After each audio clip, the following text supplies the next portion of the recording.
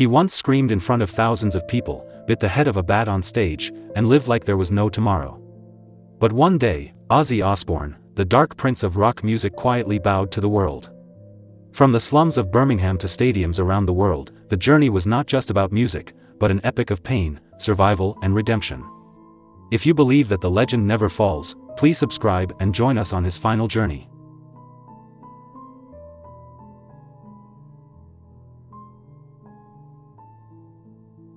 John Michael Osbourne was born on December 3, 1948, in Aston, Birmingham, a poor working-class area filled with dust and metal noise. His family's cramped home consisted of 6 children and 2 adults, all exhausted from struggling to make ends meet. His father, John Thomas Jack Osbourne, a metal factory worker, believed that weakness was unacceptable. His mother, Lillian, worked on the assembly line, returning home every day with a broken body and exhausted eyes. In that world, Ozzy was not taught to dream, he only learned to survive. At school, he could not read or count, suffering from dyslexia that no one understood at the time. Teachers called him hopeless. His classmates bullied him mercilessly with words and even fists. At home, instead of comforting him, his father used a belt to discipline him. Pain did not bring understanding, only silence. And Ozzy learned to put on that armor of silence, hiding all the cracks inside. At 14, Ozzy tried to commit suicide. He used a clothesline, climbed onto a chair in his bedroom. But his father found out, pulled him down and beat him again, as if violence could dispel his despair. From then on, Ozzy slid into apathy. He dropped out of school at 15, worked all kinds of manual jobs from slaughterhouses to factories, but none of them lasted long. With no qualifications, no goals, he was lost in a life of poverty and cold. After a failed attempt at stealing clothes, Ozzy was arrested and sent to Winston Green Prison. There, he was attacked by fellow inmates and could only fight back with a metal chamber pot. It wasn't courage, it was survival instinct. But it was also in that prison that he heard the Beatles' "She Loves You" playing on the broken radio. And at that moment, something in Ozzy woke up. For the first time, he didn't want to disappear. He wanted to be seen, to be heard, to live. He didn't play an instrument. But he knew he needed to speak. Not to be a star, but to drown out the screams inside.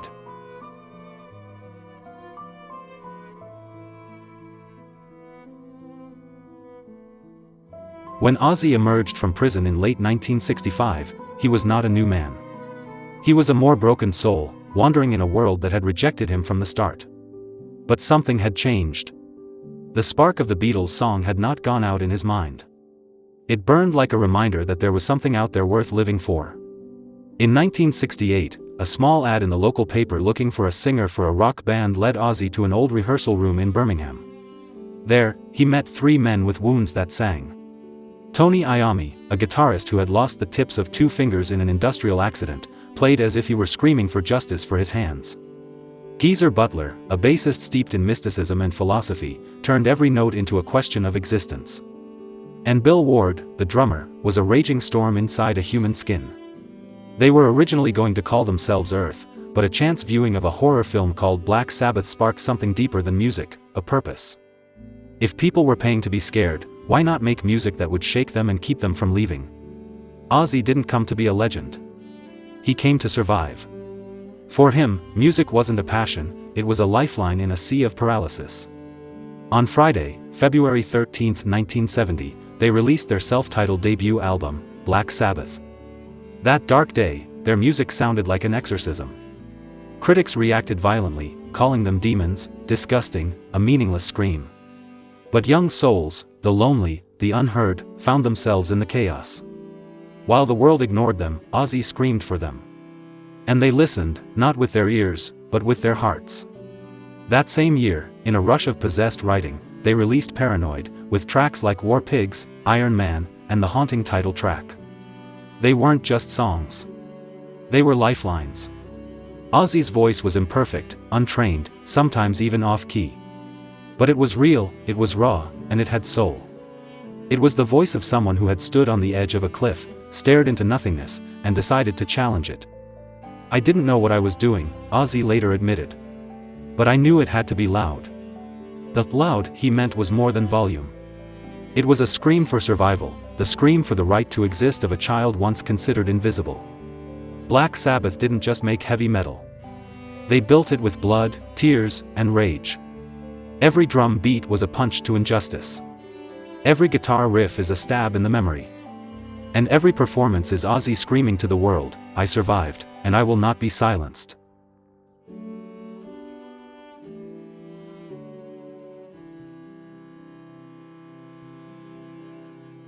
Success came too fast, too hard, and too dangerous. Amidst the sold-out shows, the blinding spotlights, and millions of screaming fans, Ozzy's soul began to crack. He had never been taught how to handle happiness. When pain was his lifelong companion, joy became foreign, even terrifying. He turned to alcohol. Then to drugs. Then to anything that could make him no longer hear the voice in his head. The more famous he became, the emptier he felt. The applause could not fill the silence in his heart. The success that everyone wanted only made Ozzy feel like he was running away from himself. The missed rehearsals, the incoherent words, the wild eyes all caused a rift between Ozzy and his bandmates. Tony Iommi, who had created the legend with him, gradually became distant. No one said anything directly, but the atmosphere between them was thick with suffering. And then, in 1979, the unthinkable happened. Black Sabbath fired Ozzy. Not with a straight talk. They sent someone else to do it for them. They didn't have the guts to tell me themselves, Ozzy later recalled bitterly. It wasn't just a career that was broken. It was a roof that had fallen in. Black Sabbath wasn't just about the music, it was the only place where Ozzy's chaos made sense. Without it, he was pushed into the void, discarded like an old relic. He disappeared into a Los Angeles hotel, the curtains drawn, the lights off. "I just sat there," he confessed. "I was so numb that I couldn't feel anything."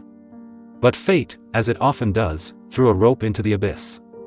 Sharon Arden, the daughter of Black Sabbath's former manager, saw in Ozzy not a failure, but a man still capable of miracles. "You were the magic of that band," she said. "You could have done this without them." The words were small but thunderous, striking a soul rotted by despair. And then Randy Rhoads entered Ozzy's life. A young man with blonde hair and a guitar that whispered to the soul. Randy's music was not as rough as Ozzy's. It was ethereal, beautiful, almost surreal. But when mixed with Ozzy's screaming voice, it created something indefinable, a kind of sonic salvation. Together, they created Blizzard of Oz, an album born not of celebration, but of survival. Songs like Crazy Train weren't just hits, they were affirmations. "I'm still here. I'm still worth it." For Ozzy, Randy was more than a bandmate. He was a lifeline. The first person to look into his eyes and see not madness but potential. Randy had discipline, faith, fire. And most of all, he had a soul so pure that it made Ozzy believe that the world could be better than the hell he knew. They didn't just write music, they rebuilt a broken soul together. Ozzy once said, "Randy wasn't just a guitarist.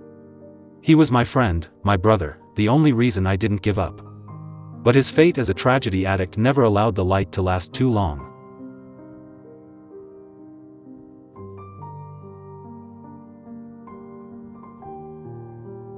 In March 1982, during a tour stop in Florida, Ozzy's band stayed at a country house. A small plane was brought out for a test drive. Ozzy's closest friend and musical collaborator, Randy Rhoads, boarded the plane. It passed safely twice, but on the third try, it crashed and exploded after hitting the tour bus. Randy was killed at the age of 25. Ozzy saw it all. He ran to the wreckage, screaming Randy's name until he could no longer speak. Randy's death was more than a loss, it shattered the last of Ozzy. Everything he had built since leaving Black Sabbath, now it was gone. "I lost a part of myself that day," he admitted. There was no music, no meaning, no reason to breathe. He then fell into the darkness of drug addiction. By 1989, in a fit of madness, he almost hurt the one who had always stayed by his side, Sharon.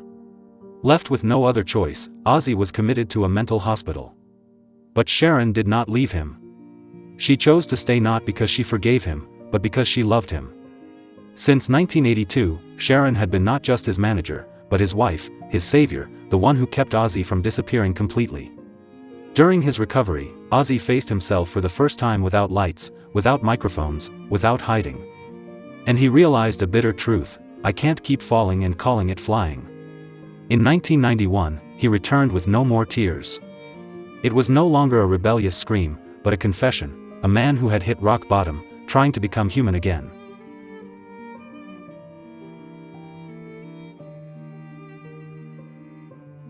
In the 2000s, Ozzy Osbourne unexpectedly became a pop culture icon, not on the rock stage, but in his own home. The reality TV series The Osbournes, which premiered in 2002, took viewers inside the chaotic, quirky, yet authentic life of his family. Images of Ozzy fumbling with the TV remote, wandering around the kitchen with tangled hair and strange pajamas made millions love him as a clumsy father, not just the Prince of Darkness. But behind the fame, his body began sending out distress signals. On December 8, 2003, on a seemingly normal afternoon, Ozzy climbed into his four-wheeled all-terrain vehicle at home and lost control. The vehicle flipped over, crushing his shoulder and chest. His collarbone was broken, his ribs were shattered, his lungs collapsed, his spine was damaged. He stopped breathing. For 8 days, Ozzy lay motionless in a hospital bed, kept alive by a ventilator. Sharon says she braced herself for the worst. But once again, Ozzy survived. When he opened his eyes in the hospital, he whispered, "I'm still here." Doctors warned that walking, even breathing normally, could take years. But just a few months later, he appeared at the 2004 Brit Awards, walking slowly but resolutely. The accident left him with chronic pain that tormented him every day. But Ozzy refused to give up. "I wake up and I'm in pain," he says. "But I'm still breathing. That's enough." In that quiet resilience, people began to understand, Ozzy was more than just an artist. He was a living testament to the power of those who never give up.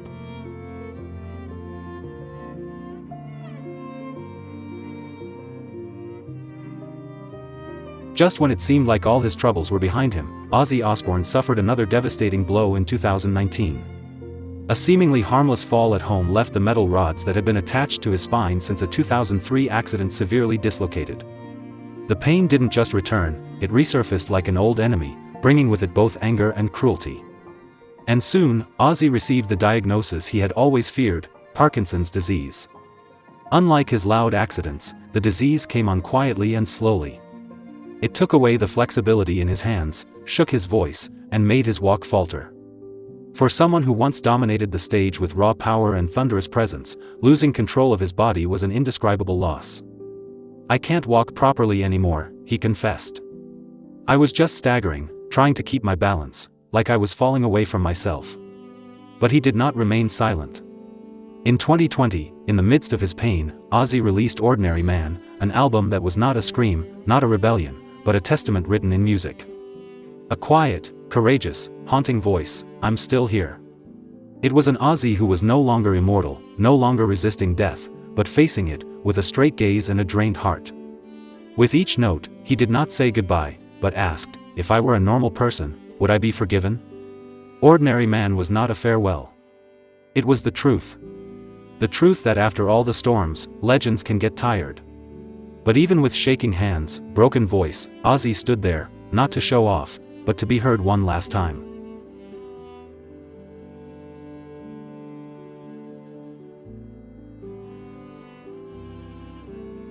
The music world fell silent on the morning of July 22, 2025. Ozzy Osbourne, the Prince of Darkness, the immortal icon of heavy metal, took his last breath at the age of 76 after a long battle with Parkinson's disease and decades of physical and mental pain. No more stage lights. No more piercing guitars. Just a long silence, as if the whole world was holding its breath to say goodbye. Their home in Buckinghamshire was no longer just a home. Just a few months earlier, in his final recording studio, he sat next to Sharon, his wife, his partner, the one who had been with him through all the depths, and whispered, "I'm not ready to hang up the mic. But if this is the last note, let it count." And true to that promise, he ended his life not with a scream, but with a gentle breath that contained a journey from hell back. He left behind not only a huge musical legacy, but also a profound humanitarian legacy. His fortune of more than $220 million was divided among his family, Parkinson's disease funds, poor children, young artists, and animal rescue organizations, the very things that helped him survive when he had nothing left to hold on to. The story of Ozzy Osbourne is more than just rock history. It is the epic of a broken soul who still decided to live, still chose to love, and still left the light even when his heart was gone.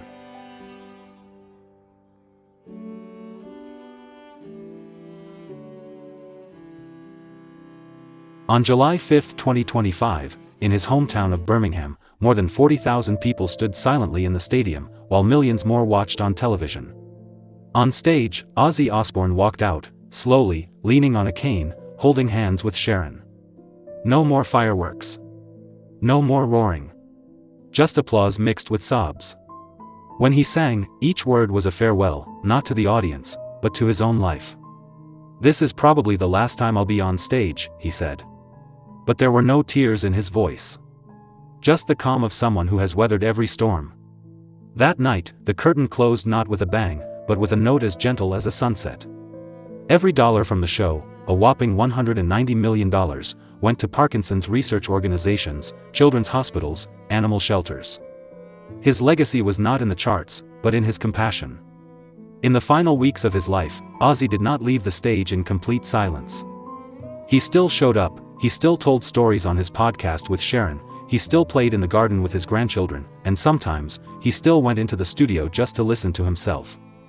Not to record, but to remember. He had lived his life to the fullest, had heard his heart to the core, and had been heard. He left the world not just with songs, but with a reminder that even the most broken soul can leave behind light. His will, worth more than $220 million, was not just for his family, but also for foundations for young musicians, rehab, mental health, and even the dogs who had been with him when no one else had.